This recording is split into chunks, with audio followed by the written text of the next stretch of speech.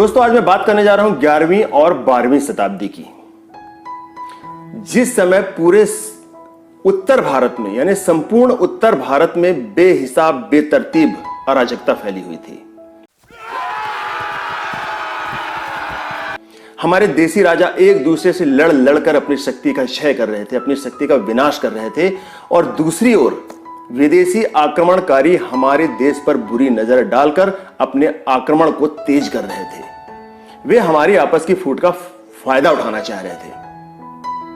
दोस्तों, कन्नौज के राजा जयचंद, जिनके समकालीन थे हमारे वीर शिरोमणि पराक्रमी योद्धा महाराजा बिजलीपासी, जयचंद ने महाराजा बिजलीपासी पर कर लगाया, यानी उन पर टैक्स लगाया, उनसे टैक्स की मांग की।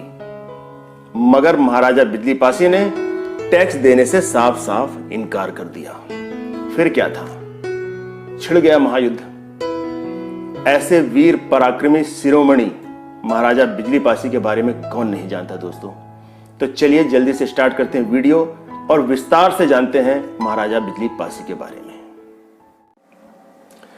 जग प्रसिद्ध विद्वान सर H.M. इलियट द्वारा लिखित पुस्तक हिस्ट्री ऑफ अवध भाग के पृष्ठ क्रमांक 33 से 53 का यदि हम अध्ययन करें तो हमें मालूम चलेगा कि महाराजा बिजलीपासी कन्नौज के राजा जयचंद के समकालीन थे।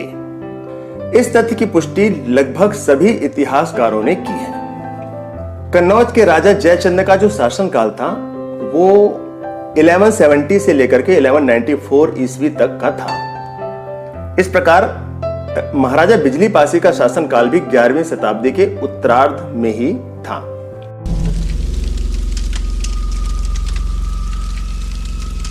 लखनऊ जिला मुख्यालय से 8 किलोमीटर दक्षिण में स्थित बंगला बाजार को पार करके बिजनौर कस्बे की ओर जाने वाली सड़क के दाहिने ओर एक विशाल किले के अवशेष मिट्टी और कहीं कहीं लखौरी ईंटों के टीले के रूप में दिखाई देते हैं। यह ऐतिहासिक स्थान 12वीं शताब्दी के पराक्रमी महाराजा बिजलीपासी की कीर्ति का मूक साक्षी है।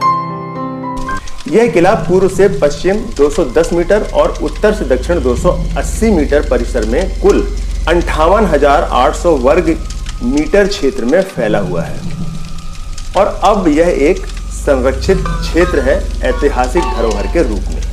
उत्तर प्रदेश सरकार के पर्यटन विभाग के द्वारा प्रकाशित अभिलेखों के अनुसार महाराजा बिजलीपासी का जो राज्य था वो 148 वर्ग मील लखनऊ और उसके आसपास के क्षेत्रों में फैला हुआ था। उक्त क्षेत्र के प्रशासन के लिए उन्होंने पहले अपनी मां के नाम विजनागढ़ का निर्माण कराया, जो कालांतर में बिजनौरगढ़ हो गया। उनकी मां का नाम विजना और पिता का नाम नटवा था। बिजनौर से लगभग 3 किलोमीटर उत्तर की ओर उन्होंने अपने पिता के सम्मान में नटवागढ़ का निर्माण कराया।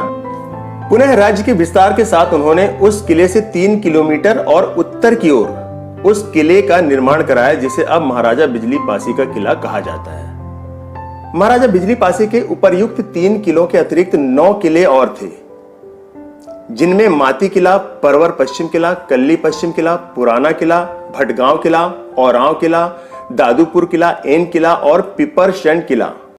इनमें नटवा, माती, परवर पश्चिम तथा कल्ली पश्चिम किलों के अवशेष आज भी टीलों के रूप में वहां पर मौजूद हैं, जो महाराजा बिजलीपासी की याद हमें दिलाते रहे हैं और दिलाते रहेंगे। महाराजा बिजलीपासी के द्वारा बनवाए गए इन 12 किलों के निर्माण से यह ज्ञात होता है कि महाराजा बिजलीपासी स्थापत्य कला में कितने निपुण थे। इन 12 किलों की श्रृंखला का निर्माण कर उन्होंने एक ऐसे चक्रव्यूह की रचना की थी कि कोई भी दुश्मन उनकी सत्ता को नुकसान ना पहुंचा सके। महाराजा बिजलीपासी के किले का चित्र अंग्रेज कर्नल D.S. हार्टसन ने 1857 ईस्वी में अपने हाथ से किले के पास बैठकर बनाया था और इस किले की भव्यता तो देखते ही बनती थी। मित्रों, 11वीं 12वीं शताब्दी में संपूर्ण उत्तर भारत में अराजकता छाई हुई थी। एक ओर देसी राजा एक दूसरे से युद्ध लड़के अपनी शक्ति का क्षय कर रहे थे, वहीं दूसरी ओर यहाँ की आपसी फूट का लाभ उठाते हुए विदेशियों के आक्रमण भी तेज हो गए थे। ऐसा उल्लेख मिलता है कि कन्नौज के राजा जयचंद ने महाराजा बिजली पासी से कर देने के यानी टैक्स देने के लिए कहा। महाराजा बिजली पासी ने किसी प्रकार का कोई भी कर देने से साफ साफ इनकार कर दिया। इससे रुष्ट होकर जयचंद ने अपनी सेना महाराजा बिजली पासी को हराने और अपनी शर्तों को मनवाने के लिए उनके पास भेजी। लेकिन पराक्रमी महावीर शिरोमणि महाराजा बिजली पासी की सेनाओं ने राजा जयचंद की सेनाओं को खदेड़ खदेड़ कर मारा और उन्हें परास्त कर दिया। यह वही क्षत्रिय राजा थे जिन्होंने अपने मतलब के लिए विदेशी आक्रमणकारी मोहम्मद गौरी को भारत में अपने दुश्मनों को पराजित करने के लिए आमंत्रित किया था। महाराजा बिजली पासी के हाथों पराजित होने के बाद जयचंद अत्यंत कुपित हुआ, क्रोध से तिलमिला गया और उसने एन केन प्रकारेण महाराजा बिजली पासी को पराजित करने की एक साजिश रच डाली। उसने महोबा के सरदार आल्हा उदल, जो बाना पार हीरो जय के रूप में मशहूर लड़ाकू थे, से संपर्क किया और उसने महाराजा बिजली पासी के हाथों अपनी पराजय का बदला लेने की संधि की आल्हा उदल के साथ। आल्हा उदल ने अपने साले जोगा और भोगा, 2 साले थे, इनको महाराजा बिजली पासी को हराने के लिए एक विशाल सेना के साथ भेजा।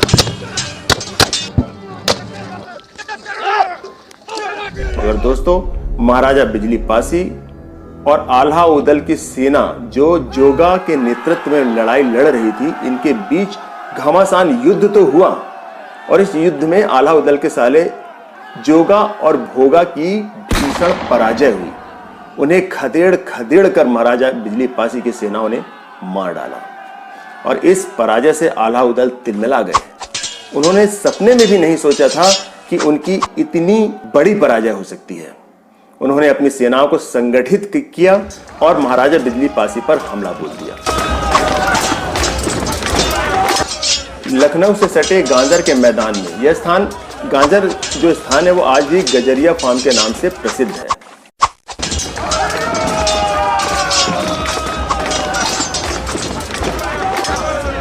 महाराजा बिजली पासी और आल्हा उदल की सेनाओं के मध्य लंबे समय तक भयंकर और भीषण युद्ध चलता रहा।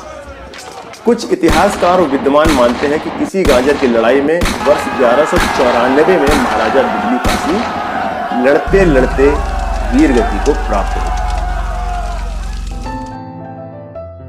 जबकि कुछ का मानना है कि महाराजा बिजली पासी ने आल्हा उदल को परास्त कर दिया था।